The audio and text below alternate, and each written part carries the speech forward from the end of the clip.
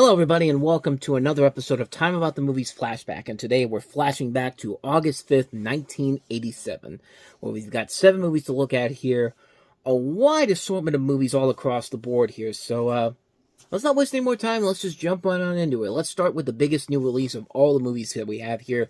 That's Richard Dreyfuss and Emilio Estevez in the action comedy Stakeout.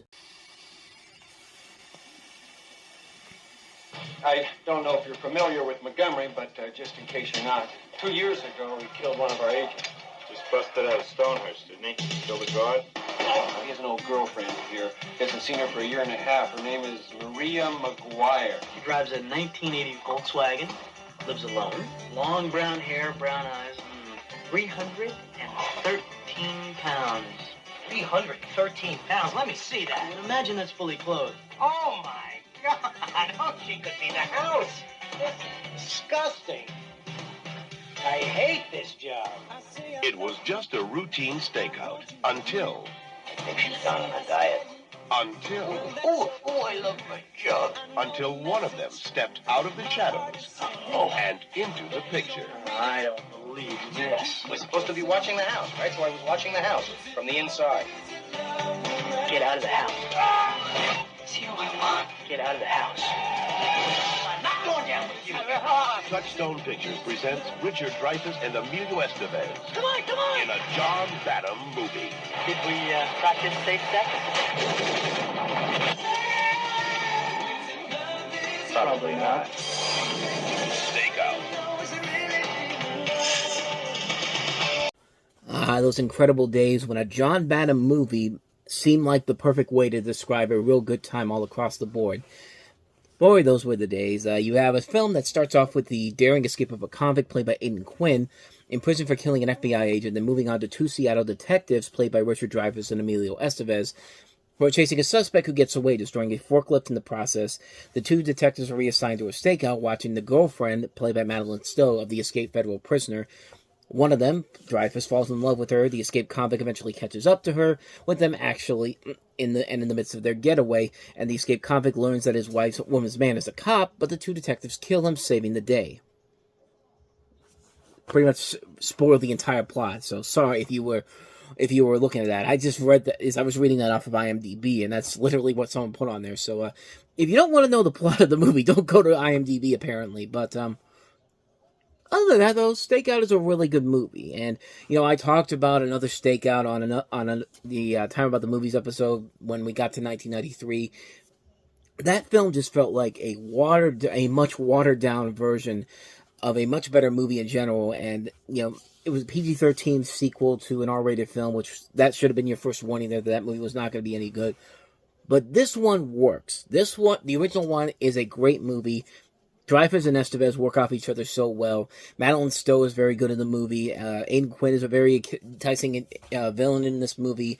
And the comedy works very well. It's a dark, gritty comedy that really is not afraid to take chances with it. And while also being kind of lighthearted, too, at the same time. It's a really entertaining film that just works on so many levels. It's a very funny film, working off with these 2 characters, Dreyfuss and Estevez.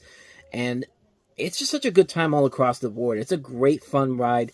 Kind of got overshadowed by Lethal Weapon the same year, but, obviously Lethal Weapon is the better movie, but this is a great film, too, regardless. I mean, it's a real good time. I had a good time laughing at it. A real fun movie. Stakeout, definitely one you should definitely check out. If you're looking for a great 80s action comedy that you may not have seen before, the original Stakeout definitely is worth it to see.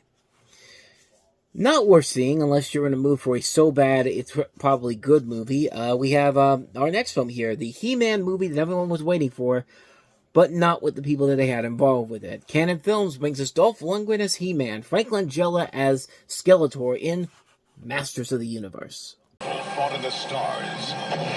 Now comes to Earth. Police! Nobody move! I think I'm going to need some backup. A battle for the power. To be masters of the universe. Dolph Lundgren is He-Man. Frank Langella is Skeletor. Let this be our final battle! Masters of the universe. Rated PG. Now playing at a theater near you. Now, obviously, I was still less than 2 years away from being born, but I guarantee you that most of those kids that saw the trailer for Masters of the Universe and saw something like that, probably their first thought was, that doesn't look like the Masters of the Universe to me. It doesn't look like anything from He-Man. But they still went with it anyway because, hey, it's He-Man. It's a live-action He-Man movie. Plus, it's got plus it's got Drago from Rocky 5. He's from Rocky 4. What else can you say? But yeah, Masters of the Universe. It follows two teenagers who meet He-Man, the most powerful man in the universe, who travels to Earth with his friends to stop their arch-enemy, the evil Skeletor, from obtaining a cosmic key that will enable him to take over the home planet of Eternia and the entire universe. The moment they said, the most powerful man in the universe, He-Man, travels to Earth, that was pretty much it. I mean, this movie was pretty much dead on arrival. Yeah. This movie sucks. This movie is an abysmal mess of a movie. I mean, yeah, it's got the so bad it's good qualities to it, and yeah, some people might be sucking into it because of that. I mean, but at the same time, it's just like, you should have known going into it that this movie was going to be terrible. And yeah, it's pretty bad all across the board here. It's a very uneven film. It's a film that that does not feel like the Masters of the Universe by any means necessary. I'm so glad that Travis Knight is doing the new one for Amazon. I'm hoping that one's going to turn out pretty good, but and actually feel like you're watching He-Man and the Masters of the Universe and not whatever the hell this movie is. It also doesn't help when Dolph Lundgren has to be dubbed for this movie, and it just I think I remember correctly, he was dubbed for this movie in some parts here, and none of it feels like a Masters of the Universe movie. This feels like a film that was just made because Canada had the rights to it. You know, they thought they were going to have a big summer with this and Superman 4, and of course we all saw how that turned out. But yeah, this movie is not good at all. This is a really bad film. Avoid this one like the plague. I don't think I need to say that enough as it is, but yeah, you can avoid Masters of the Universe, please. But you should not avoid the next movie here, because out of all the movies that we have on this show, this was easily the biggest surprise of the entire weekend, and that is Frankie Avalon and Annette Funicello back on the beach again in, well, Back to the Beach.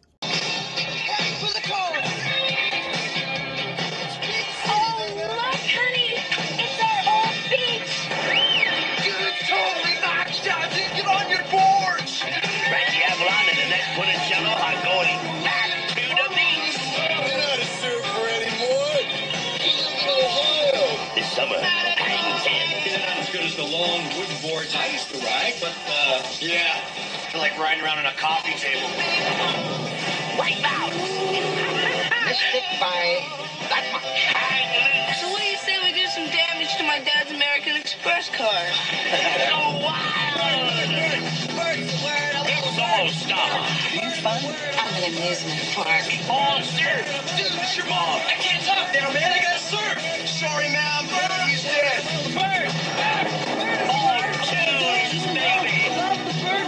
Everybody knows that the bird is the bird! All teeth! I know women. You really know how to talk to a gal. Oh! Frankie Avalon! Well, how about this? Annette Funicello! Go get him, Kahuna! And special appearances by Don Adams. You're the harbor master, right?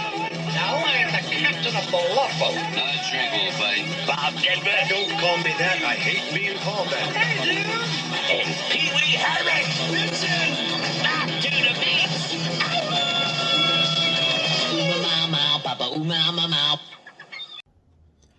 Boy, talk about one of the most enjoyable surprises that came out this summer. And honestly, we can thank Siskel and Ebert for introducing me and a lot of people to this movie, because had it not been for them, a lot of people would have not even known that this movie even existed, because it was not a big hit at the box office. Paramount at the time buried the film. They were really not. They looked at this and thought that this was a stinker right from the get-go, but far from it, man. This movie is absolutely amazing. This is a incredible, fun time all across the board here. I mean, it's a movie that's basically a parody of these beach party films that these two were in.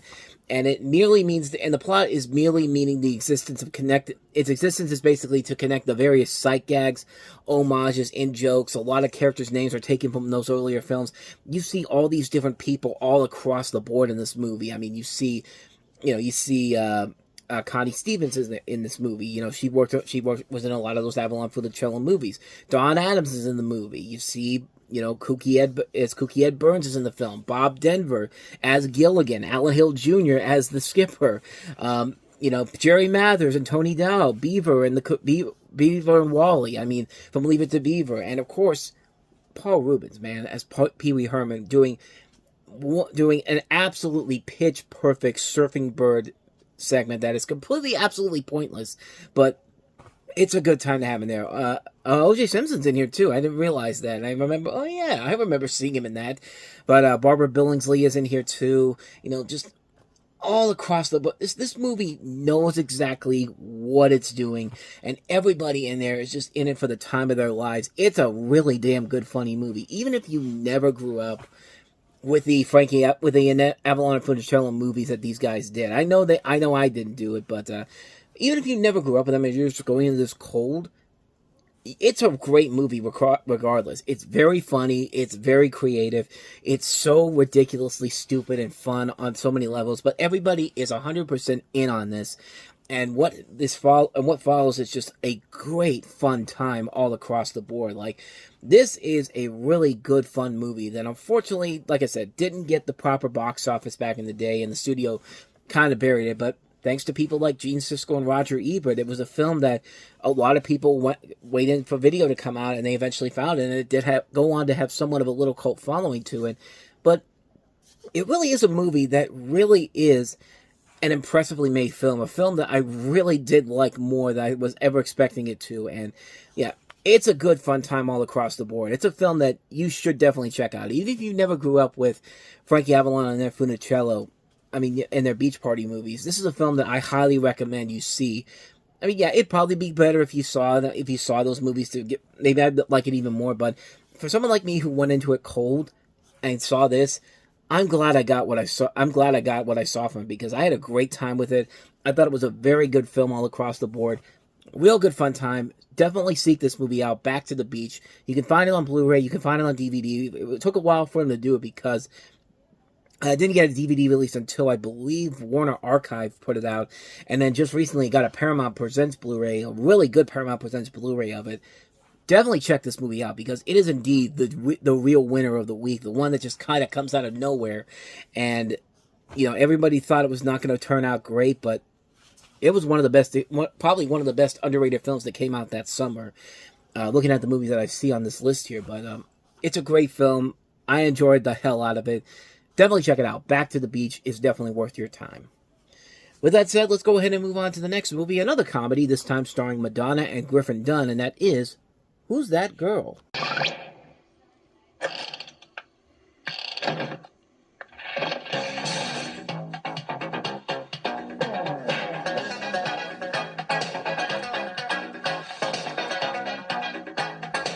Who is that girl? Who are you? She's beautiful. She's impulsive. She's Madonna. And in 24 hours, she'll turn a mild-mannered corporate attorney into a wild-eyed fugitive from justice. All because she holds the key to a life he never expected. Madonna. Griffin Dunne. Kiss me.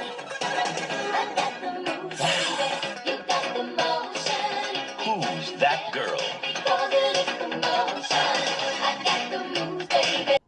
I find it funny that the song in there is not Who's That Girl. It's actually the other song that came from this movie, Causing a Commotion, which is another great song too. But this is one I was actually kind of looking forward to checking out, because I like Madonna's movie works for the most part. It's mostly bad ones, some bad ones all across the board, but you know, this was one I was actually kind of looking forward to. But did it end up working out? Let's talk about that after I give you the idea of the plot of the movie. 4 years unjustly jailed, having dampened the spirits of determination of Nikki Finn, played by Madonna, the spunky parole set out to clear her name and sets the Big Apple spinning in deliriously funny ways. You know, teaming up with Griffin Dunne, who eventually becomes her love interest in the movie. And it was a movie, like I said, I was really looking forward to it. I like a lot of Madonna's movies that she's in. Dick Tracy, Evita, Desperately Seeking Susan, A League of Their Own, Four Rooms.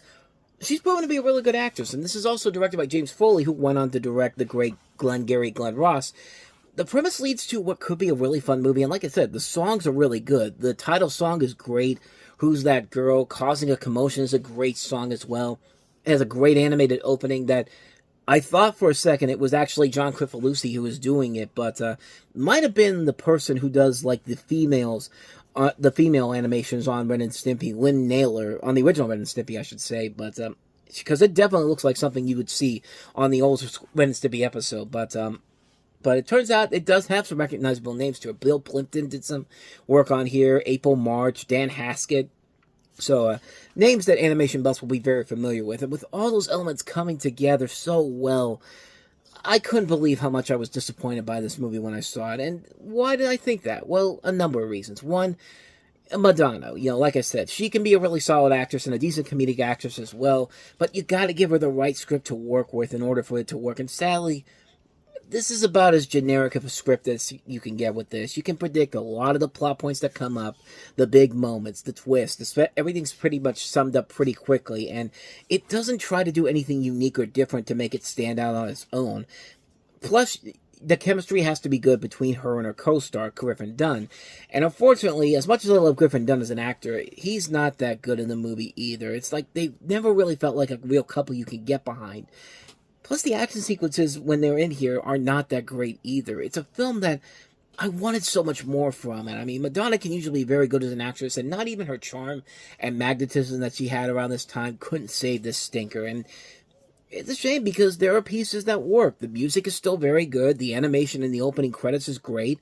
But other than that, that's it. There's really nothing else there. I mean, not the worst, but I expected a whole lot better from it, per se, and I was really disappointed when I finished watching this. I was just kind of like, yeah, I can't really say it's great, unfortunately, so I was bummed by that, man. I was actually looking forward to having a good time with this, but Who's That Girl? Some parts of it I thought were okay, but the main crux of the film, not so much, so with that said, let's go ahead and move on to yet another comedy that came out this weekend from the director of Kramer vs. Kramer, Jeff Bridges, and Kim Basinger, starring as Nadine. Something Nadine hasn't told her husband. Your almost ex-husband? She's mixed up in a murder. You have to know he's dead. Dead? And it could be the best thing that ever happened to their marriage. No way, Jose. Trust me, I got a plan. Jeff Bridges, Kim Basinger. Man. I know that much. Nadine, rated PG. Starts Friday at a theater near you. So, working in an Austin, Texas beauty parlor in 1954, Nadine Hightower, played by Kim Basinger, endeavors to retrieve some art studies she injudiciously has taken. Her visiting photographer leaves her in possession of highly valuable plans with both the police and murderous villains after her. She enlists the help of her almost ex-husband, Vernon, played by Jeff Bridges, the none-too-successful owner of the Blue Bonnet Bar. And what's interesting is that he has this uniform that he's in, and in one picture, it's actually taken from another movie he was in, The Last Picture Show. And considering that you have a director who's done stuff like Kramer vs. Kramer, Places in the Heart, these Oscar-winning movies, to see him go to like more of a screwball comedy here, I expect a whole lot more from him, especially with Bridges and Basinger and Rip Torn and also Glenn Heady in the movie as well. But unfortunately, kind of like with Who's That Girl, the pieces are there for something good. The script, however, isn't. It's kind of like the same thing with Who's That Girl. It's a film where you really need to buy the chemistry between the two leads to save a very predictable storyline, and it's just kind of not there in this movie. And these two are really good actors, but they just can't work off each other very well here, at least in this movie, because they did eventually work together again in The Door and the Floor, which worked a little bit better than this, but not by that much. But as far as this film goes, this was another one I was definitely let down by, especially with the talent they had on board here, and considering that this was the same director that did stuff like Kramer vs. Kramer and Places in the Heart. It's just a film I expected a whole lot more from, but sadly I didn't get what I was hoping for from here, so yeah, unfortunate skip on this one as well. So with that said, let's go ahead and move on to the next movie, a movie I didn't even know got a theatrical release until I saw it on the list here, but the Care Bears are back in a new movie, Care Bears Adventures in Wonderland. It's time for a new Care Bear adventure, full of wonderful characters and good times. Journey with the Care Bears and their friends on their greatest adventure ever. Follow the laughter, share the excitement as they step through the looking glass with Alice in the Care Bears Adventure in Wonderland. Now playing at a Cineplex Odeon theater near you. So yeah, like I said, I had no idea this actually made it to theaters. I thought it was only sent to VHS, straight to video release, and then eventually people saw it through the Disney Channel, which technically is kind of true, but no, this was actually released by Cineplex Odeon Films, the movie theater company, after the last two movies were released by the Samuel Goldwyn Company, and then Sony Pictures put the second film out. But this is the Care Bears Adventures in Wonderland, and it made it to theaters, and you have the story of the Care Bears rescuing the Princess of Wonderland from the evil wizard and his assistant Dim and Dumb. And after the White Rabbit shows them her photo, the Care Bears and the Care Bear cousins search around the earth for her before enlisting an unlikely replacement, an ordinary girl named Alice, to save her true look-alike. Venturing into Wonderland, the group encounters a host of strange characters, among them a rapping Cheshire cat and the Jabberwocky, which, if you thought Alice in Wonderland, the Tim Burton movie, was crazy and messed up in its own ways, with featuring breakdancing Mad Hatters, wait until you see this movie in the rapping Cheshire Cat, because oh my god, this movie was quite a trip, man. And one that was like, yeah, I'm not going to say it's a good movie by any means necessary, but I had a good time watching how stupid this movie was. It's interesting because this was this has probably the best animation of all three Care Bears movies. This one does feel like a legitimate big screen adventure compared to the other two movies, and and yeah, you can tell by just the glossier feel of the animation, more shadowy work here to give this more of a big epic feel to it, bring another dimension to it, if you will. But other than that, though, everything else about this movie is just so bizarre and so weird and just so out of place here, and it just feels like it has maybe one of the biggest anticlimactic endings I've ever seen in my life. Like, it just, I can't say it's a good movie by any means necessary, but then again, I grew up with the Care Bears as a kid. My sister and I did. We were still around that time where you could still watch the videotapes of it, and the movies were still playing on Disney Channel all the time. So yeah, I grew up with these movies and the Care Bears franchise as a whole. There's a little bit of nostalgic charm for me, but yeah, I'm not going to say these movies are anything spectacular, but I will give this one credit, though. As bad as it is, it's so ridiculous, it's so over the top, it's such a so bad it's good type of a film that I kind of have a soft spot for it, and for that, I kind of have to give it a little bit of a pass, but I'm not going to, like I said, I'm not going to say it's a great movie by any means necessary, but hey, it's the Care Bears. I grew up with it as a kid, so yeah, I kind of have a little bit of a nostalgic feel to it, per se, so with that said, let's go ahead and move on to the last movie that we have here. That's Peter Falk and Charles Durning starring in Happy New Year. There are two kinds of people. There are the customers and there are the merchants. And the time has come for the customers to start screwing the merchants. Now.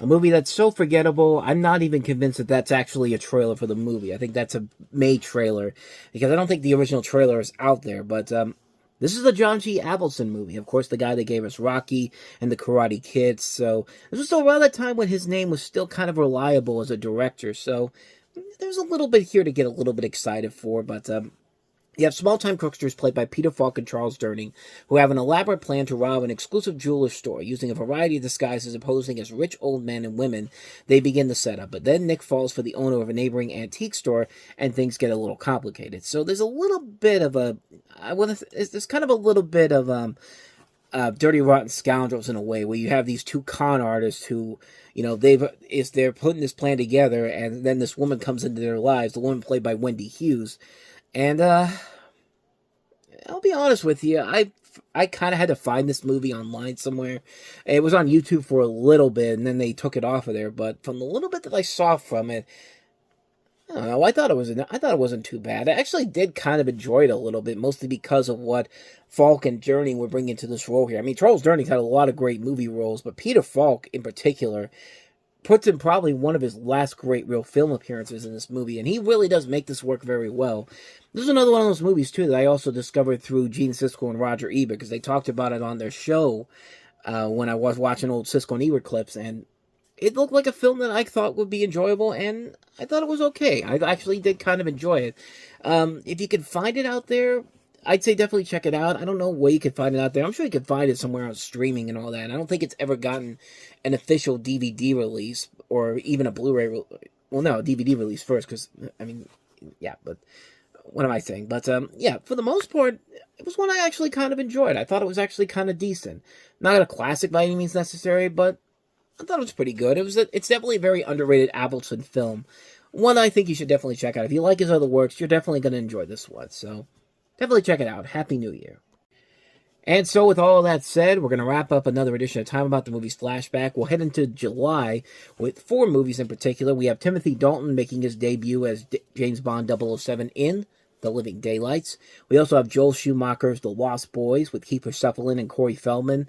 Made to Order, which I don't remember too much about. And Ovary, which I barely know anything about, so we'll at least have a couple movies I can talk about here, and you can go ahead and check that out on the next episode coming up on next week, I should say. I thought this was the original Time About the Movies, but no, wait till next week for this particular week of movies. But with all that said, thank you so much for watching, and if you enjoyed this and you want to see more videos like this, please go ahead and hit the playlist on the next page. Check out the previous episode.